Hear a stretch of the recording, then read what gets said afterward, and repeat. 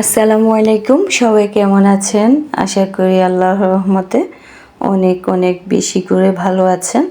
তো আজকে আমি আপনাদের সাথে শেয়ার করব আমাদের নোয়াখালী অঞ্চলের খুবই পরিচিত একটি পিঠা।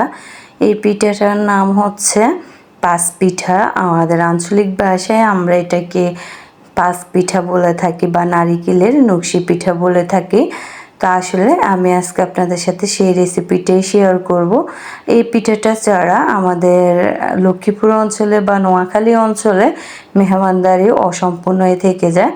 তো আমি প্রথমে এই পিঠাটাকে আমি চাউলের গুঁড়া দিব না, আটা দিয়ে তৈরি করব। তো আমি আটাটাকে লবণ এবং গরম পানি দিয়ে একটু সেদ্ধ করে নিয়ে নিলাম। দিয়ে দিলাম নারিকেল এবং চিনি, এলাচি, দারচিনি, তেজপাতা দিয়ে পরিমাণ মতো লবণটাও দিয়ে দিলাম। দিয়ে একটু নেড়ে ছেড়ে নিচ্ছি। নেড়ে ছেড়ে নিয়ে আমি পুরনটাকে একটু জাল করে নিব। অল্প আছে জাল করে নিচ্ছি, আপনারা দেখতেই পাচ্ছেন।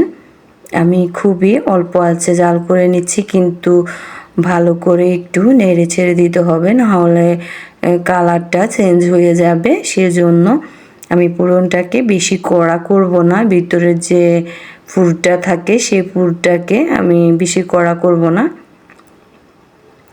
একটু মাঝে মধ্যে নেড়ে ছেড়ে দেব। তো এই দিক থেকে পুরটাও রেডি হয়ে আসতেছে। আমি আটাটাকেও ভালো করে মথে নিচ্ছি, হাত দিয়ে ভালো করে এই আটাটাকে মথে নিতে হবে। মথে নিয়ে আমরা আস্তে আস্তে লেচি কেটে নিব এবং রুটি তৈরি করে নিব। এই পিঠার রুটিটা বেশি পাতলা হবে না, আবার বেশি ভারীও হবে না, মিডিয়াম হতে হবে। গরম গরম যখন আমরা আটাটাকে একটু মথে নিব, তখনই দেখবেন আটাটা অনেকটাই সফট হবে। আপনারা চাইলে একটু সয়াবিন তেল ইউজ করতে পারেন। তো দেখেন পুরটা রেডি হয়ে গেল। নারিকেলের পুর, এখানে শুধু নারিকেলের পুরটাই ব্যবহার করা হবে। খেতে জাস্ট অসাধারণ হয়েছে পিঠাটা। আটা দিয়ে তৈরি হয়েছে, কিন্তু বোঝাই যাচ্ছে না আমি আটা দিয়ে এই পিঠাটা তৈরি করলাম। যখন আমাদের বাসায় হঠাৎ কোনো মেহমান আসবে, আমরা চাইলে এভাবে আটা দিয়ে তৈরি করে দিতে পারি। এই পিঠাটা সাধারণত চালের গুঁড়া ব্যবহার করা হয়। চালের গুঁড়া ব্যবহার করে আমরা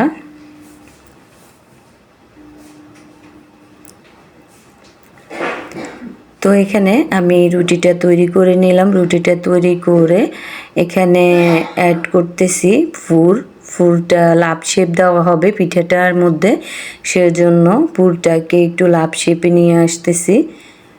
পুরটাকে লাভ শেপে দেওয়ার পরে এখানে আস্তে নখের আঙ্গুলের মাধ্যমে, আপনার শাহাদাত আঙ্গুলের মাধ্যমে একটু একটু করে টিপে টিপে দিতে হবে।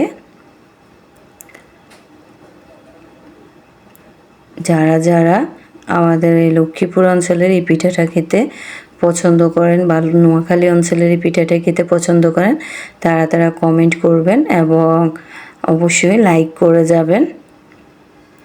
এই পিঠাটা ছাড়া আমাদের নোয়াখালী অঞ্চল বা লক্ষ্মীপুর অঞ্চলের মধ্যে জামাই আপ্যায়ন অসম্পূর্ণ থেকে যায়, বা নতুন কোনো মেহমান আসলে আমরা এইভাবে এই পিঠাটা তৈরি করে তাদের সামনে দিয়ে থাকি। এই পিঠাটা, আজকের পিঠাটা আমি কোনো মেহমানের জন্য তৈরি করি নাই, নিজের বাসায় নিজেরা খাবো। হঠাৎ করে মন চেয়েছে, সেজন্য তৈরি করে নিলাম ঝটপট এই পিঠাটা। হাতের কাছে চাউলের গুঁড়ো ছিল না, তো আটা দিয়ে তৈরি করলাম। ভাবতেছি আপনাদেরকেও একটু দেখিয়ে শেয়ার করে ফেলি। তো এভাবে আমি আরও কিছু পিঠা তৈরি করে নিব এবং ডিজাইনটা আপনাদের সাথে শেয়ার করব।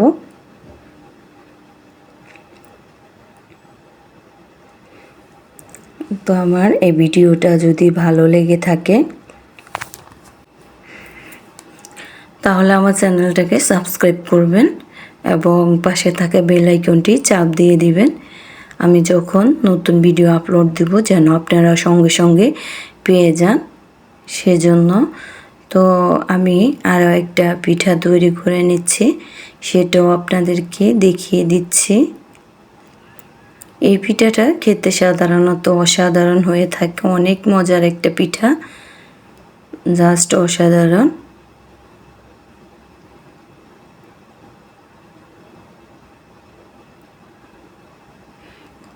পিঠাগুলো আস্তে আস্তে রেডি হয়ে গেল। এখন আমি চুলোতে কড়াইটা অ্যাড করলাম, অ্যাড করে দিয়ে তেলটাও অ্যাড করে দিব। এর পাখে আরও বাকি পিঠাগুলো তৈরি করে নিব। যেগুলো পিঠা রেডি হয়ে গেল সেগুলোকে আমি তেলের মধ্যে দিয়ে ভেজে নিব। এই পিঠাটাকে আপনারা চাইলে পুলি পিঠা তৈরি করে খেতে পারেন এইভাবে নারিকেলের পুর দিয়ে। তো আমি আগে একটু আটা পেলে দেখেছিলাম পিঠাটার জন্য তেলটা প্রযোজ্য কিনা। আসলে রেডি হয়ে গেছে তেলটা পিঠার জন্য, সেজন্য আমি পিঠাটাকে ছেড়ে দিলাম। সবসময় পিঠাটার উল্টো পিঠ প্রথমে দিবেন, তাহলে পিঠাটা ভাজতে বা পাটবে না। তো এখন আমি একটু চেপে চেপে পিঠাগুলোকে পিট করে ভেজে নিচ্ছি। আমি এটাকে বেশি কালার করব না, সাদা কালারের মধ্যে রাখবো। সেজন্য আমি এভাবে পিঠাটাকে উঠিয়ে তেলটাকে চাকনির মধ্যে রেখে আরেকটা পিঠা দিয়ে দিচ্ছি তেলটা ঝরে যাওয়ার জন্য। এভাবে কিন্তু আমি সম্পূর্ণ পিঠাগুলোকে তৈরি করে নিব।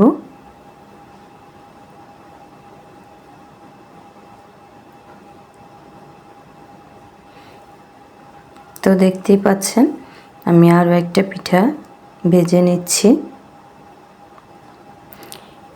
এই পিঠাগুলো যখন খেয়েছিলাম আসলে মনেই হচ্ছিল না এখানে কোনো চাউলের আটা ব্যবহার করা হয় নাই, সম্পূর্ণ আমাদের বাজার থেকে কিনে আনা বসুন্ধরা আটা দিয়ে তৈরি করলাম।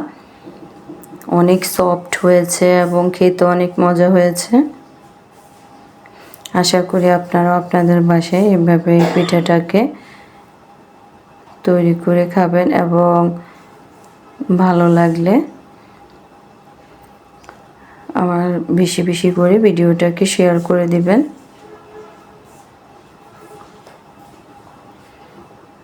তো দেখেন আমি এখানে পিঠাগুলোকে তেলটাকে ভালো করে জড়িয়ে জড়িয়ে নিয়ে নিচ্ছি।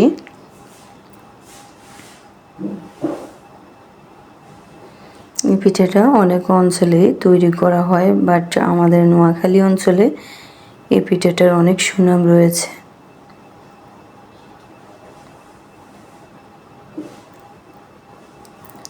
তো পিঠাগুলো বাকিগুলোকে এভাবে বেজে নিব। আমি একটাকে আপনাদেরকে ভেঙে দেখাচ্ছি। দেখেন পিঠাটা অনেক সফট হয়েছে এবং অনেকগুলো ফুর দেওয়া হয়েছে পিঠার ভিতরে। তো সবাই ভালো থাকবেন, সুস্থ থাকবেন। আসসালামু আলাইকুম। আজকের ভিডিওটি পর্যন্তই থাকলো। আল্লাহ হাফেজ।